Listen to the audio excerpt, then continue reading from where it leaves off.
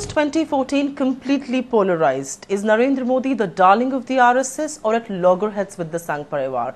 And what does the Parivar really make of the recently released manifesto? To answer some of those crucial questions, we've got Ram Madhav of the RSS joining us on Delhi Dialogue. Thank you very much for being with us. Let me begin by talking to you about things that are being spoken about general elections 2014.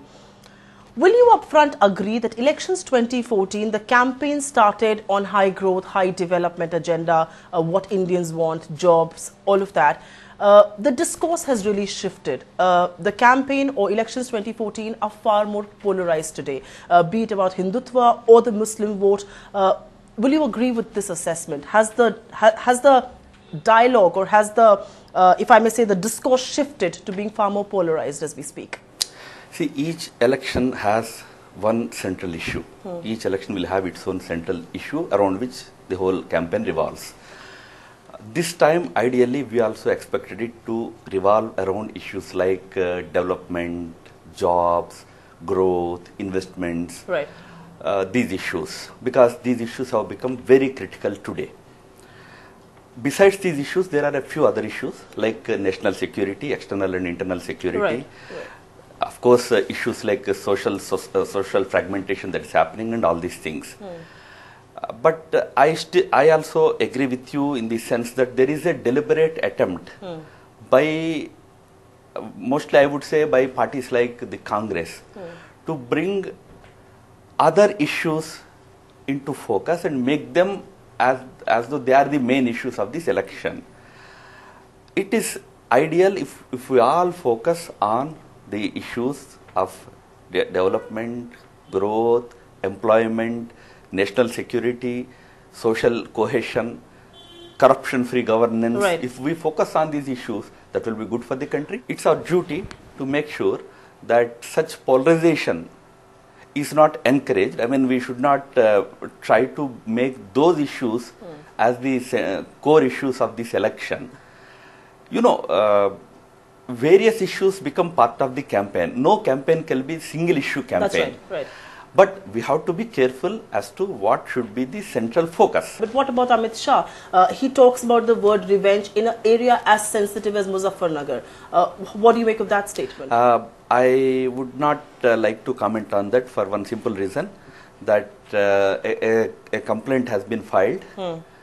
Election Commission sought his clarification. He, from his side, issued the clarification, and there was a context to his statement. He said that even if you want anything like that, in fact, I don't want to talk in terms of those things, right. But the best way is to use the ballot.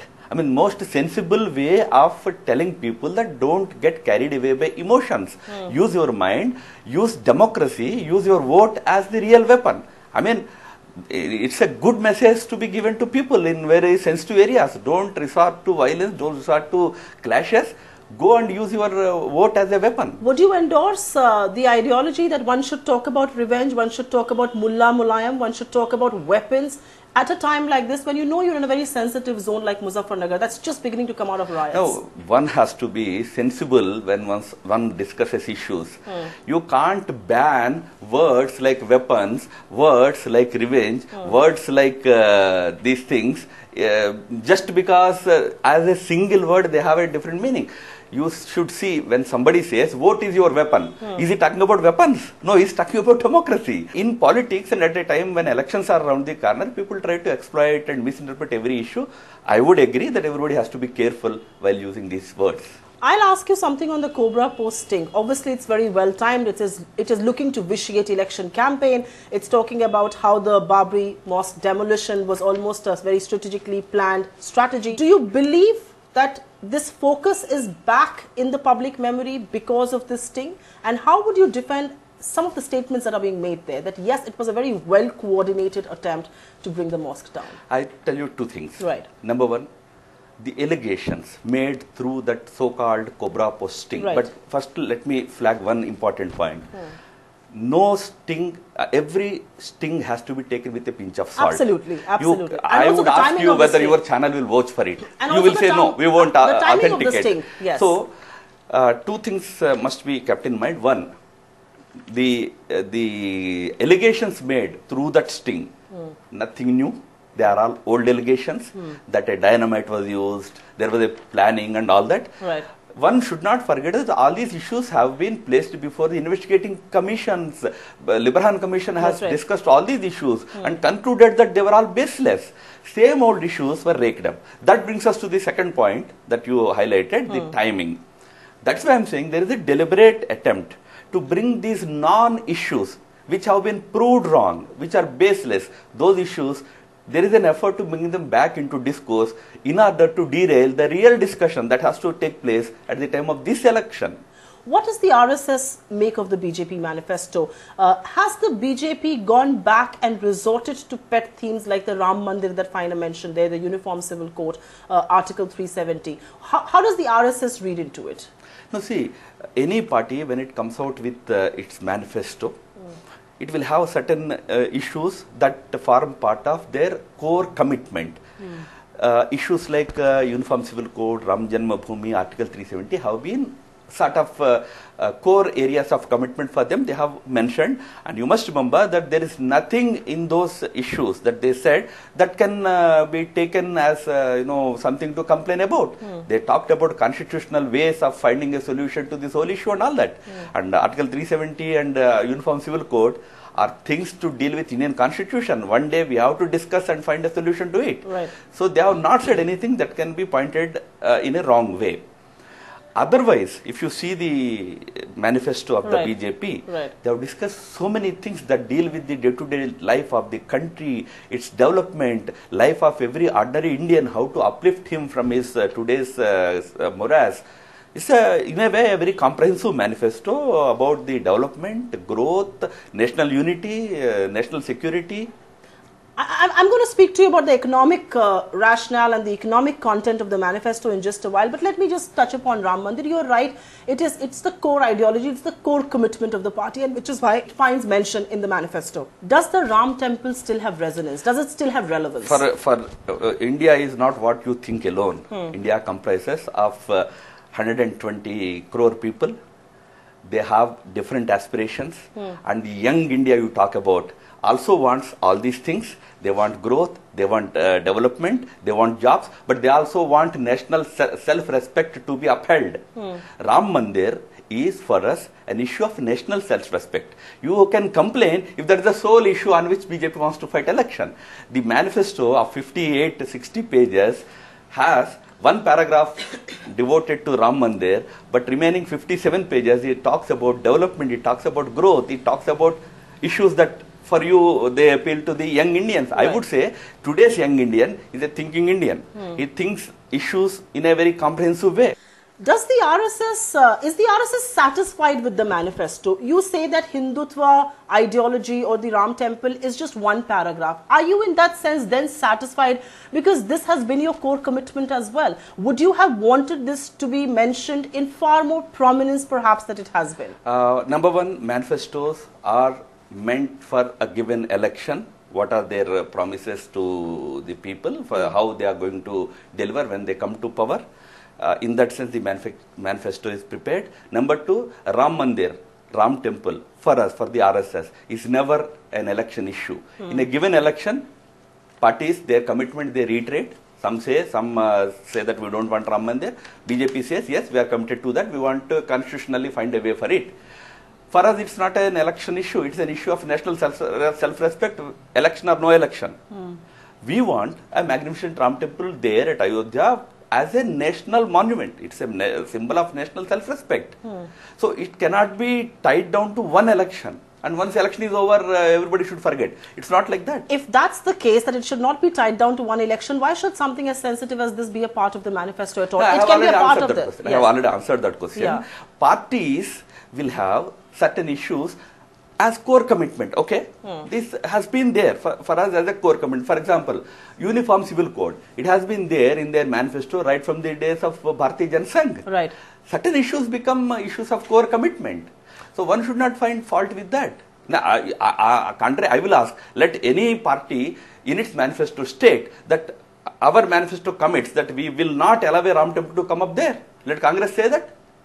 If they are so much concerned about Ram Temple. No, I'll tell you why I asked this question, and I neither endorse your ideology nor the Congress's. The question is that the court has given a verdict. It's for a review in the higher court in the land. Why should that become a matter of public discourse? No, you are again asking the same question for which I have to give the same answer. Yes. Certain issues become issues of certain core commitment. Probably this question has to be asked to the BJP. I believe that they have taken it as like development, jobs and all. Certain national issues they flagged down. These are also there in our thinking. We will find constitutional ways of finding solution to these issues. Is that vote bank politics, you think? No, I don't think. Absolutely not. It will be vote bank politics only if they keep changing their stand on those things. They have been saying it right from the beginning in 1989 Palampur resolution. I'm just going to talk about the foreign media in particular, and it's very strange that in the last 4-5 odd days, from The Economist to the Washington Post to the Guardian, there has been a lot of scathing criticism about Narendra Modi, with The Economist actually going ahead and saying India deserves better. We're not big fans of foreign media and we do not endorse what they write, but why is there this lurking fear? Why is there this lurking suspicion that Mr. Modi is a divisive man? Are those fears unfounded for at this stage? Absolutely. Those fears are unfounded. I would say that this whole campaign, this I see as a campaign, one after the other, the foreign media trying to write editorials, is an orchestrated one. There was no need for foreign media to get so deep into the issues here. Media has freedom to comment upon a given election, agendas of different political parties, even leaders. But I was quite surprised to read, which even Indian papers don't do. I mean, no Indian paper I have seen in all these years asking people to vote for a particular political party, which The Economist did. And it raises lots of questions. It gives us a lot of suspicion about the real intent. Otherwise, yes, Economist, Washington Post, they are free to give their opinion. But to say that go and vote for so-and-so person or so-and-so party is definitely crossing the line. But do you believe in crossing that line? There is this fear around the world about Mr. Modi. There is this fear that he could be a divisive character. I know you believe that there is no ground for it. He's really standing for economic development and growth, and he has a model of Gujarat to back him. But where is this fear emanating from, if I may ask you? Firstly, Economist is not the world. Washington Post is not the world. So don't say that there is a fear all over the world. There was a congressional committee meeting last week. Congressman stood up and said that to intervene in India's election and making statements to influence Indian electorate is wrong. American congressman saying that is also outside world. Fair enough. British parliamentarians, British government officials, ambassadors lined up to meet Mr. Modi. That is also outside world. So don't say that Economist editorial represents the view of the outside world. It's not. It's the view of a biased individual who must have penned that editorial. But where is this fear coming from? Because, it's the biased because there view. are 4 editorials, one after the other, and these are all said and done within quotes respected publications. No, see, if you go by that, those 4 editorials have made derogatory comments about Rahul Gandhi. That's right. Are we taking that? That this is the world opinion Rahul about Rahul Gandhi? Is not really at the forefront of this campaign. Either you agree about both.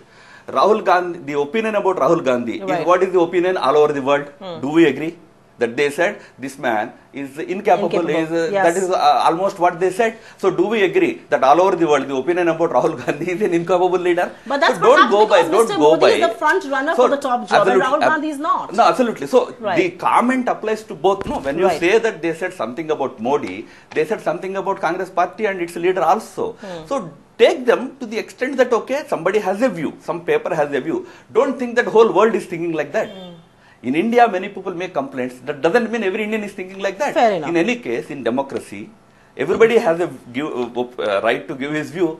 People will take it or not take it. And in any case, Economist's view, nobody takes in India. Okay, let me ask you from the RSS point of view, as an ideologue, your ideology has always been one of team spirit, one of togetherness, one of doing things together, and which has really been the case since your inception. Here is a campaign that you see. For whatever reason, I'm sure the BJP found favor with this.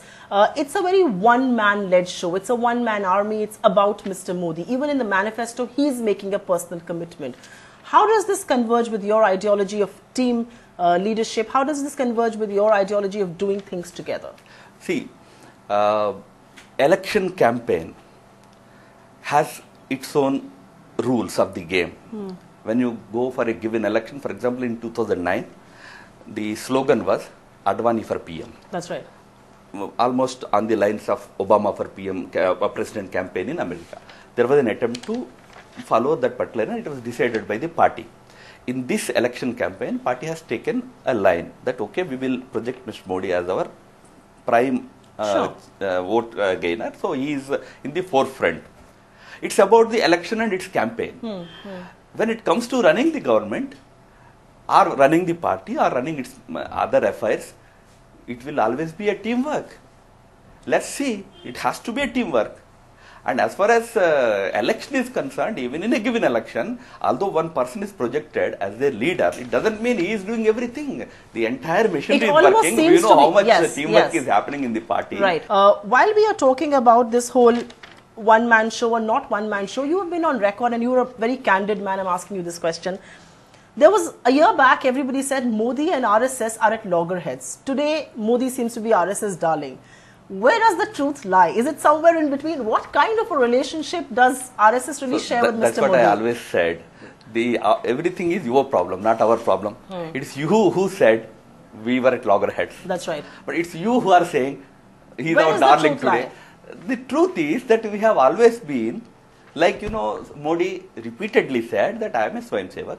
He was our pracharak till 2000, until he became the chief minister of Gujarat.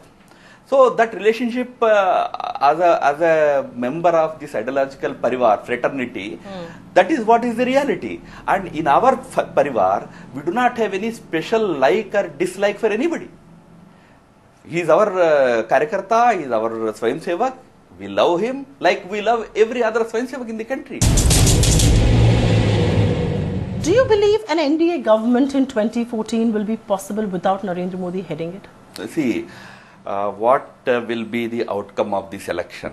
And in any case, India's elections are cephalogist's nightmare. That's right, totally. So, anybody you who claims ask me to know a hypothetical before. question, and I answer to that question is like, it's unnecessary. I mean, it is wasting our time.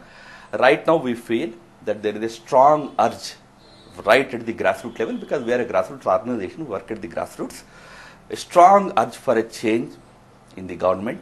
We believe that that urge will manifest very strongly in the coming elections. That urge will manifest in change is not something that anybody is contesting. I think India is yearning for change. What that urge is manifesting in, whether an NDA government will be possible without Narendra Modi, you're craftfully trying to not answer my question. No. I'm saying, why not wait until 16th of May?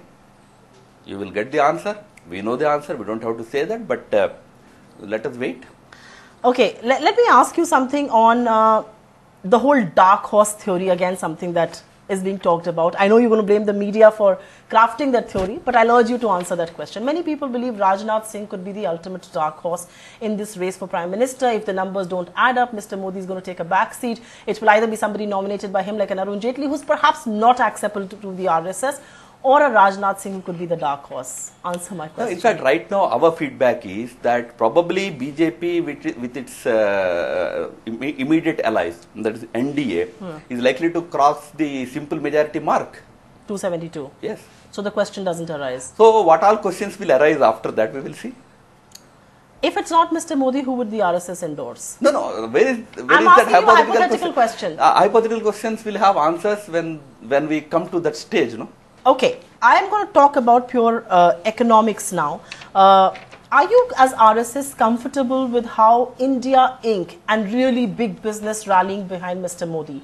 In the past, the RSS has had issues with the whole political business nexus. Are you now comfortable with this relationship? We have certain view of which direction Indian economy should move. Right. Our view is that Indian economy should be the decision-making power in economic matter should be in the hands of we Indians. Right. As long as that is the direction in which the things are moving, all other things are, of course, the political issues. Parties will decide, government will decide. So to us, that is what is the Lakshman Rekha. We only talk about when we feel that in a particular case, the economic decision making is not in our hands. Hence, it is affecting our society in a larger context. Everybody, be it a corporate biggie or an ordinary man on the street, everybody has his own political choice. Right. How can you say that, no, you should not have any political choice, only you should have it? They will use their political choice. What to take, what not to take, parties will decide. You refer to the economic ideology, and I want to just spend a moment there. How does the RSS combine the Swadeshi ideology that you mentioned, that decision making has to be with Indians, it cannot compromise our national interest, versus the whole pitch that foreign investment is being, wooed? Look at the kind of money that's being pumped into India. Look at the rally stock markets are seeing. It's the foreign money that's coming in because they're very excited about somebody with the prospect of a BJP government led by Mr. Modi coming to power. How do you make your peace with two of those things? All over the world. If you look at the model that every country follows, national interest remains paramount in taking economic decisions. So when we say that, to project it as though we are against something is totally wrong. We say keep national interest in mind and invite foreign investment in areas where you need it. As I said, heavy infrastructure area. If there is investment coming in, which will create more jobs, which will not displace your existing jobs, your own existing people, welcome it. Where it has a threat to your own economy. For example, the retail trade on which we have a view. Retail trade, we have a view that inviting foreign investment today might displace tens of millions of our own people. Their jobs will be destroyed. So there you have your own say. Rest of areas, let foreign investment come, let them come build heavy highways, let them come build airports. Investment is welcome. Let them come and manufacture aeroplanes in India. They are doing it in China. Sure. Short of saying that the BJP will scrap FDI and multi-brand retail, it has said it is opposed to it. Chances are it is going to, turn around that policy. Does it send a negative signal, however, to the investor community that there is no policy continuity in India? Policies may change with a change in regime in New Delhi. That's not true. In fact, during your earlier discussion, you also highlighted the point that there are number of issues on economic issues on which there was found to be some convergence.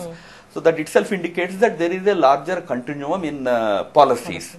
However, every party has its own mark.